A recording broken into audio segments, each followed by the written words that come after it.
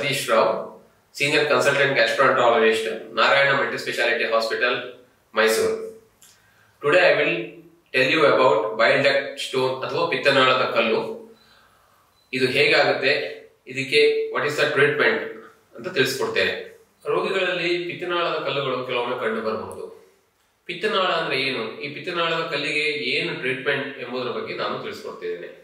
ಪಿತ್ತನಾಳ ಅಂತ ಹೇಳುವಂತದ್ದು ಒಂದು ಕನೆಕ್ಷನ್, ನಮ್ಮ ಲಿವರ್ ಮತ್ತು ನಮ್ಮ ಇಂಟೆಸ್ಟೈನ್ ಮಧ್ಯದಲ್ಲಿ ಕನೆಕ್ಷನ್. ಇದು ನಮ್ಮ ಪಿತ್ತ ಅಂದ್ರೆ ಲಿವರ್ ಇಂದ ಪ್ರೊಡಕ್ಷನ್ ಆಗುವ ಪಿತ್ತವನ್ನು ಲಿವರ್ ಇಂದ ಸಣ್ಣ ಕರಳಿಗೆ ತಗೊಂಡು ಹೋಗುತ್ತೆ. ಸಣ್ಣ ಕರಳಲ್ಲಿ ಇದು ಡೈಜೆಷನ್ ಗೆ ಹೆಲ್ಪ್ ಮಾಡುತ್ತೆ. ಗಾಲ್ ಬ್ಲಾಡರ್ ಸಹ ಈ ಪಿತ್ತನಾಳಕ್ಕೆ ಕನೆಕ್ಟ್ ಆಗಿರ್ತದೆ. ಪಿತ್ತನಾಳದ ಕಲ್ಲುಗಳು ಅದಾಗಿ ಆಗಬಹುದು ಅಥವಾ ಈ ಗಾಲ್ ಬ್ಲಾಡರ್ ನಿಂದ ಜಾರಿ ಪಿತ್ತನಾಳಕ್ಕೆ ಬರಬಹುದು. ಪಿತ್ತನಾಳದ ಕಲ್ಲು ಅಥವಾ ಬೈಲ್ ಡಕ್ಟ್ ಸ್ಟೋನ್ ಇಂದ ಏನಾಗಬಹುದು, ರೋಗಿಗೆ ಪಿತ್ತನಾಳದ ಕಲ್ಲಿನಿಂದ ಹೆಚ್ಚಾಗಿ ತೀವ್ರವಾದ ಹೊಟ್ಟೆ ನೋವು ಕಾಣಿಸ್ಕೊಳ್ತದೆ ಅಥವಾ ಜಾಂಡಿಸ್, ಜ್ವರ ಕಂಡು ಬರುತ್ತದೆ. ರೋಗಿಯು ಏನು ಮಾಡಬೇಕು, ಯಾವ್ಯಾವ ಪರೀಕ್ಷೆಗಳು ಇದಕ್ಕೆ ಬೇಕಾಗುತ್ತೆ.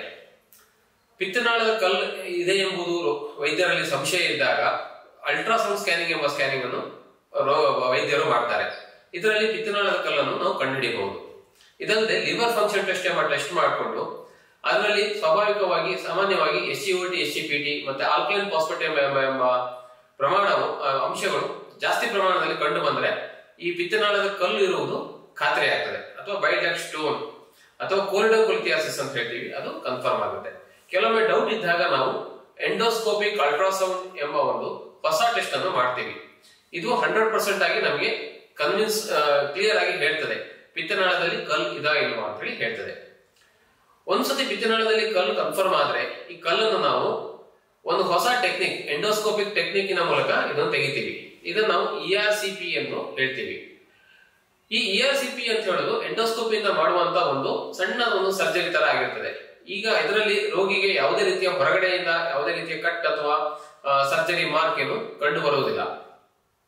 ಅದಲ್ಲದೆ ಇದನ್ನು ರೋಗಿಗೆ ಅನಸ್ತೇಶಿಯಾ ಕೊಟ್ಟು ಅವರ ಒಂದು ಪ್ರಜ್ಞೆ ತಪ್ಪಿಸಿ ಮಾಡ್ತೀವಿ. ಆದ್ರಿಂದ ರೋಗಿಗೆ ಮಾಡಿದ್ದು ಸಹ ಗೊತ್ತಾಗೋದಿಲ್ಲ. ಇದರಲ್ಲಿ ನಾವು ಒಂದು ಡಿಯೋಡಿನೋಸ್ಕೋಪ್ ಅಂತ ಹೇಳಿ ಒಂದು ಸ್ಪೆಷಲ್ ಎಂಡೋಸ್ಕೋಪ್ ಅನ್ನು ಹೊಟ್ಟೆ ಒಳಗಡೆ ಹಾಕ್ತೀವಿ. ಅಲ್ಲಿ ಪ್ಯಾಪಿಲ್ಲಾ ಅಂತ ಹೇಳ್ತೀವಿ. ಪ್ಯಾಪಿಲ್ಲಾ ಅಂತ ಹೇಳಿದ್ರೆ ಈ ಪಿತ್ತನಾಳದ ಓಪನಿಂಗ್, ಆ ಪಾರ್ಟಿಗೆ ಹೋಗ್ತೀವಿ. ಅಲ್ಲಿ ಹೋಗಿ ಈ ಕ್ಯಾನ್ಯುಲಾ ಅಥವಾ ಗೈಡ್ ವೈರ್ ಮುಖಾಂತರ ಪಿತ್ತನಾಳದ ಒಳಗಡೆ ನಾವು ಎಂಟ್ರಿ ಮಾಡ್ತೀವಿ. ನಂತರ ಆ ಪಿತ್ತನಾಳದಲ್ಲಿ ಒಂದು ಕಟ್ ಅನ್ನು ಮಾಡಿ, ನಾವು ಇದನ್ನ ಕಾಟ್ರಿ ಕಟ್ ಅಂತ ಹೇಳ್ತೀವಿ, ಕಟ್ ಮಾಡಿ ನಂತರ ಬಲೂನ್ ಅನ್ನು ಹಾಕಿ ಪಿತ್ತನಾಳದ ಒಳಗಡೆ ಹೋಗಿ ಕಲ್ಲನ್ನು ಸ್ವೀಪ್ ಮಾಡ್ತೀವಿ, ಕಲ್ಲನ್ನು ಹೊರಗಡೆ ತೆಗಿತೀವಿ. ತೆಗೆದ ಕಲ್ಲನ್ನು ಸಾಮಾನ್ಯವಾಗಿ ನಾವು ಕಲ್ಲಲ್ಲೇ ಬಿಟ್ಟು ಬಿಡ್ತೀವಿ. ಅದನ್ನು ಬಾಯಿಯಿಂದ ಹೊರಗಡೆ ತೆಗೆಲಿಕ್ಕೆ ಹೋಗುವುದಿಲ್ಲ. ಅದು ಸಾಮಾನ್ಯವಾಗಿ ಮಲದಲ್ಲಿ ವಿಸರ್ಜನೆ ಆಗ್ತದೆ. ಈ ರೀತಿ ERCP ಎಂಬ ಒಂದು ಆಪರೇಷನ್ ಅನ್ನ ಮಾಡ್ತೀವಿ. ಕೆಲವೊಮ್ಮೆ ERCP ಮಾಡುವ ಮೊದಲು ನಮಗೇನಾದ್ರೂ ಡೌಟ್ ಇದ್ರೆ, ಕಲ್ಲು ಇದಾವ ಇಲ್ವಾ ಅಂತ ಹೇಳಿ ಡೌಟ್ ಇದ್ರೆ ಎಂಡೋಸ್ಕೋಪಿಕ್ ಅಲ್ಟ್ರಾಸೌಂಡ್ ಸಹ ನಾವು ಮಾಡ್ತೀವಿ. ಎಂಡೋಸ್ಕೋಪಿಕ್ ಅಲ್ಟ್ರಾಸೌಂಡ್ ಅಲ್ಲಿ ಸ್ಟೋನ್ ಕನ್ಫರ್ಮ್ ಆದ್ಮೇಲೆ ನಾವು ERCP ಆಪರೇಷನ್ ಅನ್ನು ಮಾಡ್ತೀವಿ.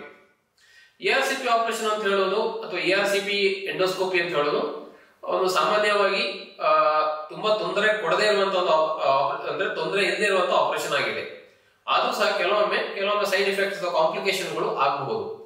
ಅದರಲ್ಲಿ ಮುಖ್ಯವಾಗಿ ಪ್ಯಾಂಕ್ರೆಟೈಟಿಸ್ ಆಗುವಂತದ್ದು, ಪರ್ಫರೇಷನ್ ಆಗುವಂತದ್ದು ಅಥವಾ ಬ್ಲೀಡಿಂಗ್ ಆಗುವಂತದ್ದು ಸಾಮಾನ್ಯವಾದ ಕಾಂಪ್ಲಿಕೇಶನ್ಗಳು. ಈ ಪ್ಯಾಂಕ್ರೆಟೈಟಿಸ್ ಅಂತ ಹೇಳಿದ್ರೆ ಪ್ಯಾಂಕ್ರಾಸ್ ನಲ್ಲಿ ಸ್ವೆಲ್ಲಿಂಗ್ ಬರುವಂತದ್ದು. ಈ ಪ್ಯಾಂಕ್ರಾಸ್ ಓಪನಿಂಗ್ ಮತ್ತು ಈ ಪಿತ್ತನಾಳದ ಓಪನಿಂಗ್ ಎರಡು ಒಂದೇ ಒಂದು ಪ್ಯಾಪಿಲಕ್ಕೆ ಬರ್ತದೆ, ಜಾಯಿನ್ ಆಗುತ್ತೆ. ಹಾಗಿದ್ದಾಗ ನಾವು ಕೆಲವೊಮ್ಮೆ ಈ ಪಿತ್ತನಾಳಕ್ಕೆ ಎಂಟ್ರಿ ಮಾಡೋ ಟೈಮಲ್ಲಿ ಗೈಡ್ ವೈರ್ ನಲ್ಲಿ ಕೆಲವೊಮ್ಮೆ ಪ್ಯಾಂಕ್ರಾಸಿಗೆ ಗೈಡ್ ವೈರ್ ಹೋದ್ರೆ ಕೆಲವೊಮ್ಮೆ ಪ್ಯಾಂಕ್ರಾಸ್ ಅಲ್ಲಿ ಸ್ವೆಲ್ಲಿಂಗ್ ಬಂದು ಪ್ಯಾಂಕ್ರೆಟೈಟಿಸ್ ಆಗಬಹುದು. ಸಾಮಾನ್ಯವಾಗಿ ಪೋಸ್ಟ್ ERCP ಪ್ಯಾಂಕ್ರೆಟೈಟಿಸ್ ಅಂತ ಹೇಳೋದು ಮೈಲ್ಡ್ ಪ್ಯಾಂಕ್ರೆಟೈಟಿಸ್ ಆಗಿರ್ತದೆ. ರೋಗಿಗೆ ಪ್ಯಾಂಕ್ರೆಟೈಟಿಸ್ ಆದ್ರೆ ಕೆಲವೊಮ್ಮೆ ಹೊಟ್ಟೆ ನೋವು ಬರುವುದು, ವಾಂತಿ ಆಗುವುದು ಆಗಬಹುದು.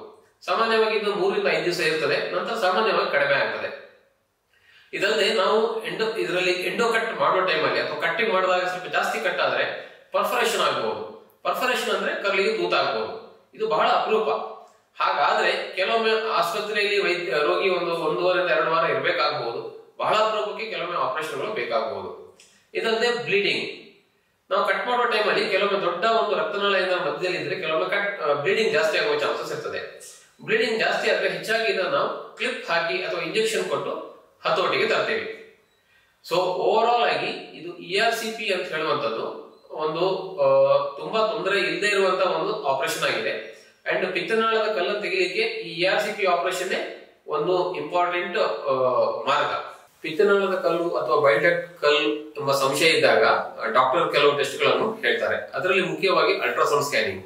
ಈ ಅಲ್ಟ್ರಾಸೌಂಡ್ ಸ್ಕ್ಯಾನಿಂಗ್ ಅಲ್ಲಿ ಸಾಮಾನ್ಯವಾಗಿ ಪಿತ್ತನಾಳದ ಕಲ್ಲು ಕಂಡು ಬರ್ತದೆ. ಅದಲ್ಲದೆ ಲಿವರ್ ಫಂಕ್ಷನ್ ಟೆಸ್ಟ್ ಎಂಬ ಒಂದು ಬ್ಲಡ್ ಟೆಸ್ಟ್ ಅನ್ನು ಸಹ ಹೇಳ್ತಾರೆ. ಈ ಬ್ಲಡ್ ಟೆಸ್ಟ್ ಅಲ್ಲಿ ಸಾಮಾನ್ಯವಾಗಿ ಆಲ್ಕಲೈನ್ ಫಾಸ್ಫೇಟೇಸ್ ಮತ್ತು GGT ಎಂಬ ಅಂಶವು ಜಾಸ್ತಿ ಆಗಿರುತ್ತದೆ. ಇದಲ್ಲದೆ ಸ್ವಲ್ಪ ಈ SCOT SCPT ಅಂಶಗಳು ಸಹ ಜಾಸ್ತಿ ಕಂಡು ಬರ್ತದೆ. ಇದಲ್ಲದೆ ಕೆಲವೊಮ್ಮೆ ಬ್ಲಡ್ ಟೆಸ್ಟ್ ಅಲ್ಲಿ ಏನಾದ್ರು ಇನ್ಫೆಕ್ಷನ್ ಆಗಿದ್ರೆ ವೈಟ್ ಬ್ಲಡ್ ಸೆಲ್ಸ್ ಅಥವಾ ಟೋಟಲ್ ಕೌಂಟ್ ಸಹ ಜಾಸ್ತಿ ಆಗಿರ್ತದೆ. ಕೆಲವೊಮ್ಮೆ ಈ ಎಲ್ಲ ಟೆಸ್ಟ್ಗಳು ಆದ್ಮೇಲೂ ಸಹ ಕಲ್ಲು ಇರುವುದು ಖಾತ್ರಿ ಆಗುದಿಲ್ಲ ಅಥವಾ ಡೌಟ್ ಇರ್ತದೆ. ಆವಾಗ ಎಂಡೋಸ್ಕೋಪಿಕ್ ಅಲ್ಟ್ರಾಸೌಂಡ್ ಎಂಬ ಒಂದು ಟೆಸ್ಟ್ ಅನ್ನು ಸಹ ಮಾಡಿ ಕಲ್ಲು ಬೈಲ್ ಡಕ್ಟ್ ನಲ್ಲಿ ಇದಾ ಇಲ್ವಾ ಅಂತೇಳಿ ಡಾಕ್ಟರ್ ಕನ್ಫರ್ಮ್ ಮಾಡ್ಕೊಳ್ತಾರೆ.